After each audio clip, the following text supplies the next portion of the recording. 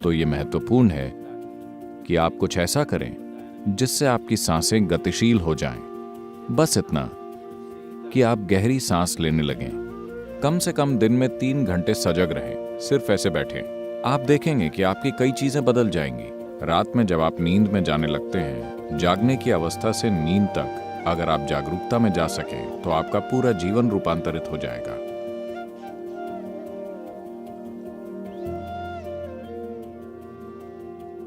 आज लोग सोचते हैं योग का मतलब है सिर के बल खड़े होना या अपने शरीर से कुछ करना। नहीं, योग में होने के लिए अपने शरीर से कुछ भी करना जरूरी नहीं है। अगर आपका शरीर बुरी हालत में है तो हम उसे ठीक करने के लिए काम करेंगे, वरना शरीर के साथ कुछ भी करना जरूरी नहीं है। योग इस बारे में नहीं है। योग का अर्थ है मेल। मेल क्या होता है, इसे देखने के कई तरीके हैं। एक सरल तरीका यह है कि जो सांस आप छोड़ते हैं उसे पेड़ लेते हैं, जो पेड़ छोड़ते हैं उसे आप अंदर लेते हैं। या दूसरे शब्दों में, वास्तव में आपके आधे फेफड़े पेड़ पर लटके हुए हैं। यही सच है। मान लीजिए यहां बैठकर सांसें लेते हुए आप साफ अनुभव करते हैं कि आप और पेड़ लगातार लेन देन कर रहे हैं। अगर इस संपर्क का आपको अनुभव हो, उसके बाद क्या मुझे आपको सिखाना पड़ेगा कि इस पेड़ को नुकसान मत पहुंचाइए, इसे मत काटिए, इसका ध्यान रखिए? क्या आपके लिए जरूरी होगा? जरूरी नहीं होगा, क्योंकि आपने अनुभव के स्तर पर एक निश्चित एकता पाली है। योग का अर्थ है आप अपनी भौतिक सीमाओं से परे अपने जीवन का अनुभव कर रहे हैं, क्योंकि आपकी भौतिकता एक संग्रह है ना? ये ऐसी चीज है जिसे आपने समय के साथ इकट्ठा किया है। कोई चीज इकट्ठा करके आपको लगता है आप वहीं हैं और आप खुद को वहीं सीमित कर लेते हैं। दुनिया में अज्ञान का आधार यही है। अनुभव के स्तर पर इससे परे जाने के लिए कई साधन हैं। इन साधनों को योग अभ्यास कहते हैं। इसके पीछे के विज्ञान को योग कहते हैं।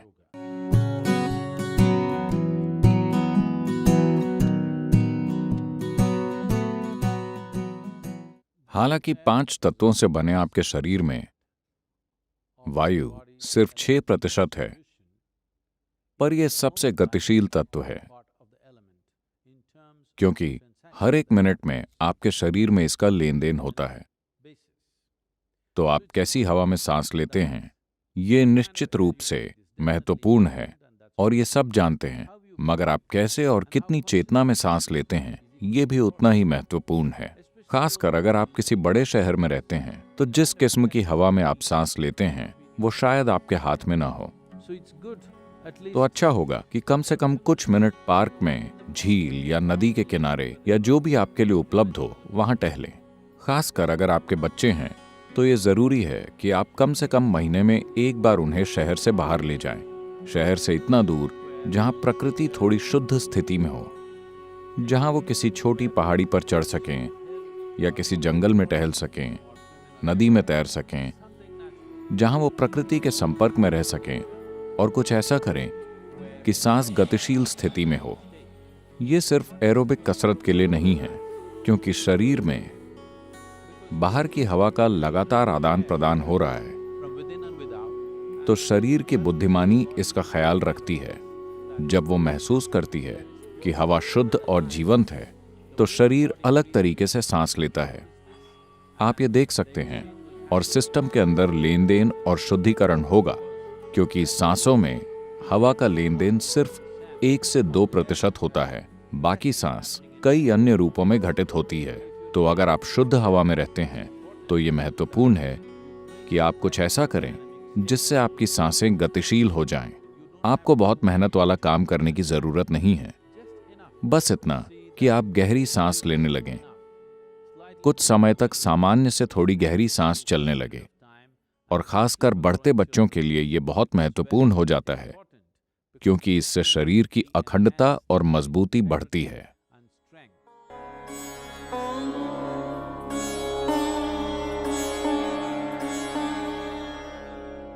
आप सिर्फ अपने मन में, अपने शरीर में, अपनी भावनाओं में या अपनी ऊर्जाओं में योग कर सकते हैं, या बस अपने बैठने और खड़े होने के तरीके से आप योग कर सकते हैं। अपने दफ्तर में जब आप बैठें तो एक निश्चित तरीके से बैठें। देखिए, आप में से ज्यादातर लोग ऐसे बैठे हुए हैं, ठीक है? आपको समझना चाहिए कि विकास की प्रक्रिया में जो बुनियादी बदलाव हुए विकास क्रम में ये महत्वपूर्ण चरण आए।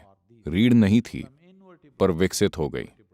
इसका अर्थ है कि हमारा न्यूरोलॉजिकल सिस्टम अधिक जटिल और व्यवस्थित हो गया, तो एक ढांचा जरूरी हो गया। विकास की प्रक्रिया में एक और अहम प्रगति ये हुई कि रीढ़ क्षैतिज से सीधी खड़ी हो गई। बड़ा बदलाव। रीढ़ के सीधा होने के बाद ही मस्तिष्क का ये फूल विकसित हुआ। तब तक ये छोटा सा था। तो आपकी बुद्धिमानी के मुख्य कारण है वो न्यूरोलॉजिकल विकास जो आपकी रीढ़ के अंदर हुआ और रीढ़ की सीधी प्रकृति। आप सिर्फ इतना योग करें, जहां भी आप बैठें, चेतनता में अपनी रीढ़ सीधी रखकर बैठें। अगर आपके कंधे दुखते हैं क्योंकि वो मजबूत नहीं है, तो उन्हें सहारा दें। बस जब भी संभव हो इस तरह बैठें। कम से कम दिन में 3 घंटे सजग रहें, सिर्फ ऐसे बैठें। आप देखेंगे कि आपकी कई चीजें बदल जाएंगी। सिर्फ मुद्रा नहीं, जिस तरह आप सोचते, महसूस करते और जीवन को अनुभव करते हैं, वो धीरे धीरे बदलने लगेगा, सिर्फ इसलिए क्योंकि आप ऐसे बैठे हैं, न कि ऐसे। लेकिन आज आपके सारे फर्नीचर का डिजाइन अमेरिका से आता है, जिस पर बैठकर आप कुशन में घुस जाते हैं। देखिए, एक मांसपेशियों और अस्थिपंजर का आराम होता है और एक भीतरी अंगों का आराम होता है। उदाहरण के लिए, आप ऐसे बैठे हैं, अभी अभी आप खाकर आए और आपको ऐसे बैठने का मन हुआ। आपको समझना चाहिए कि सभी महत्वपूर्ण अंग इस हिस्से में हैं। वो एक जगह जुड़े हुए नहीं हैं, वो सभी नेट में झूल रहे हैं। अगर आप ऐसे करेंगे तो वो सभी इस तरह एक के ऊपर एक गिरेंगे। उनमें से कोई भी ठीक से काम नहीं करेगा। आप बस इस तरह बैठें, वो अलग अलग झूलते हुए अपना काम करते रहते हैं। ऐसे बैठने से काम बिगड़ेगा। तो खासकर भोजन के बाद आप इस तरह लेटते हैं तो सब कुछ भीतरी अंगों पर बहुत भार पड़ेगा और वो ठीक से काम नहीं करेंगे। तो योग हमेशा अंगों के आराम पर ध्यान देता है, क्योंकि आपकी बुनियादी सेहत, आप कितना लंबा जीते हैं और आपका सिस्टम कैसे काम करता है, ये इन अंगों के स्त्रावों और काम पर निर्भर है। इसीलिए अपनी रीढ़ को सीधा रखिए, अपने दफ्तर में ऐसे बैठिए। आप देखेंगे कि 2-3 सप्ताह में आपके जीवन में काफी बदलाव आ जाएगा। इतना योग तो आप कर सकते हैं।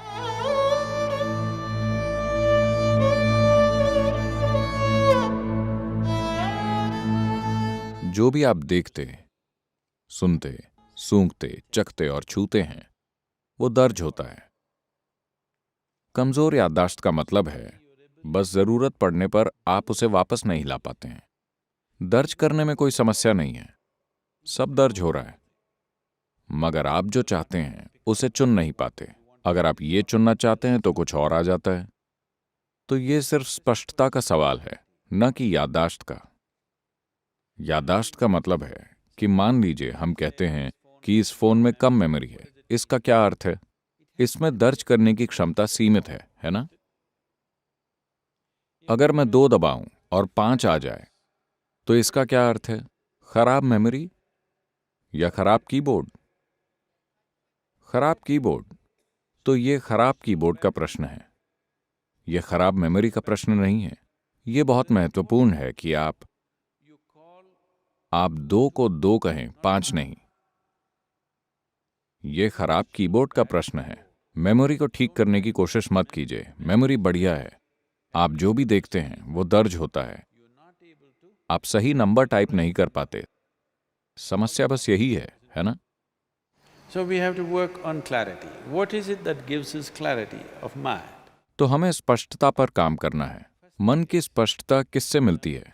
पहली चीज है कि अगर हमारी स्पष्टता अपने आप अच्छी नहीं है, तो सरल चीज है चीजों को एक तरह की सटीकता के साथ करना। आप ये सरल अभ्यास कीजिए कि इस क्षण से जब आप खड़े हों, जब आप बैठें, जब आप चलें और जब आप बाहर निकलें, तो आपको बस देखना है यहां कितने खंबे हैं। सबको गिनने की कोशिश मत कीजिए। पहली पंक्ति को अगर आप सिर्फ ऐसे देखें, अच्छा इसमें 5 खंबे हैं, आपको यह पता चलना चाहिए 5 खंबे, एक बर्तन, एक चट्टान, एक बड़ी चट्टान, एक तालाब, 4 और खंबे, एक दरवाजा। कितना ऊंचा?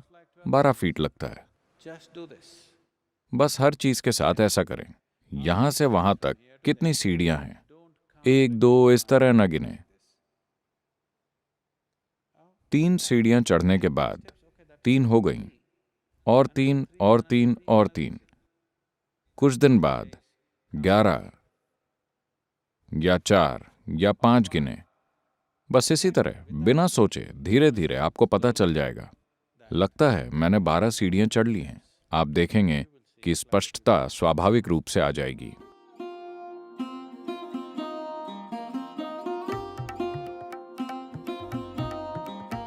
जो आपके शरीर को छूता है और जो आपके शरीर को नहीं छूता, उसका सिस्टम पर कई तरह से असर पड़ता है। मैं चाहता हूं कि आप इसे आजमाएं। सिर्फ 1 सप्ताह तक सिर्फ ऑर्गेनिक कपड़े पहने। ऑर्गेनिक भोजन नहीं, ऑर्गेनिक कपड़े। सिर्फ सूती, सिल्क।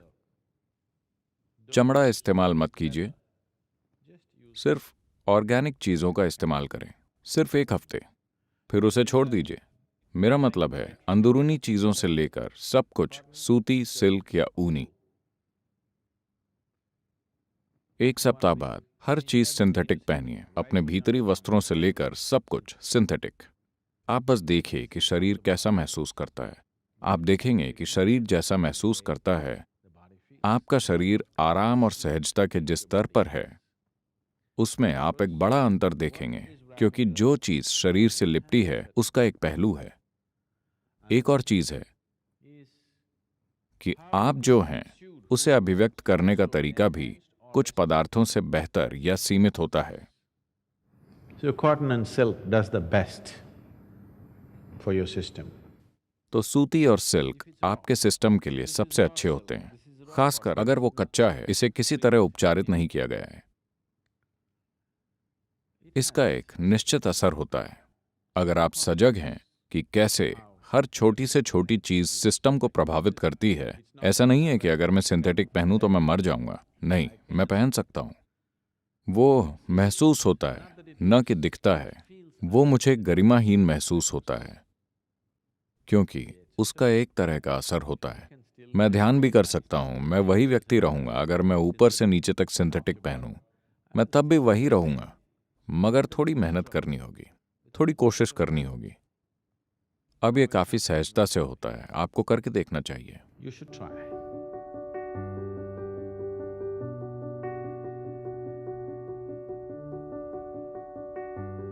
अलार्म से उठना सिर्फ आवाज की बात नहीं है, बात अचानक आवाज आने की है। अगर आप गहरी नींद में हैं और अचानक एक ऊंची आवाज आती है, सौभाग्य से अब आप में से अधिकतर लोग अपने सेल फोन या आईपैड वगैरह पर अलार्म लगाते हैं, जिनमें आप आसानी से अपना मनपसंद संगीत लगा सकते हैं। भारत में सुप्रभात होता है।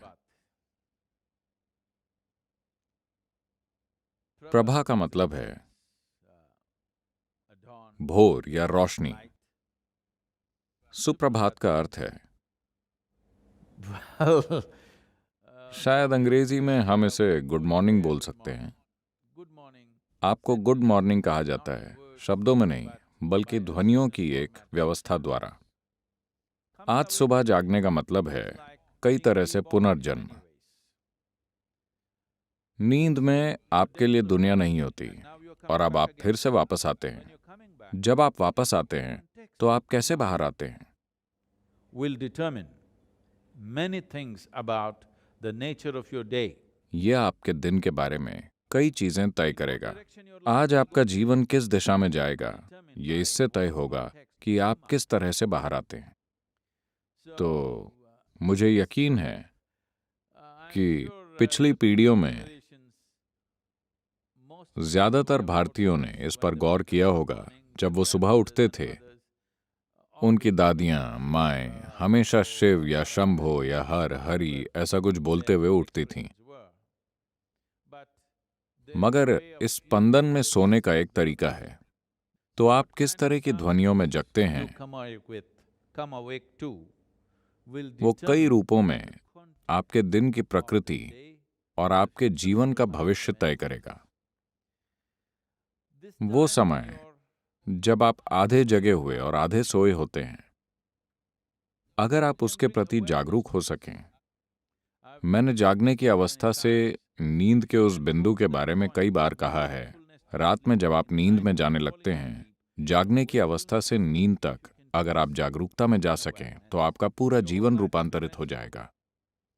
तो लोगों द्वारा सोते समय एक मंत्र जपने की परंपरा है ताकि वो उस बिंदु तक आ सकें, मगर शुरू में आप देखेंगे कि आपको मंत्र जपते हुए नींद आ गई, मगर आपको याद नहीं आता कि आप कब सो गए। इस स्थिति तक आने में थोड़ी जागरूकता लगती है, मगर जागना अधिक आसान प्रक्रिया है। इसका महत्व सोने जैसा नहीं है, मगर जागना अधिक आसान चीज है, क्योंकि जागने की प्रक्रिया एक तरह से चरणों में होती है। वास्तव में शांति में जागना सबसे बेहतरीन चीज है। लेकिन अगर आपको संदेह है कि आप सही समय पर जाग पाएंगे या नहीं, तो कम से कम जागने के लिए सही ध्वनियों का इस्तेमाल करें। न कि ऐसा रिंगटोन जो आपको नींद से झकझोर कर उठा दे, वो धीरे धीरे आपको नींद से बाहर ले आए। ये कई रूपों में दिन और जीवन के लिए भी संदर्भ तय कर देगा। अगर आप कोई वैराग्य मंत्र इस्तेमाल करते हैं जिसे आपने अपने मंत्र के रूप में पहचान लिया है, तो वो आपके जागने के लिए सबसे बेहतर रहेगा।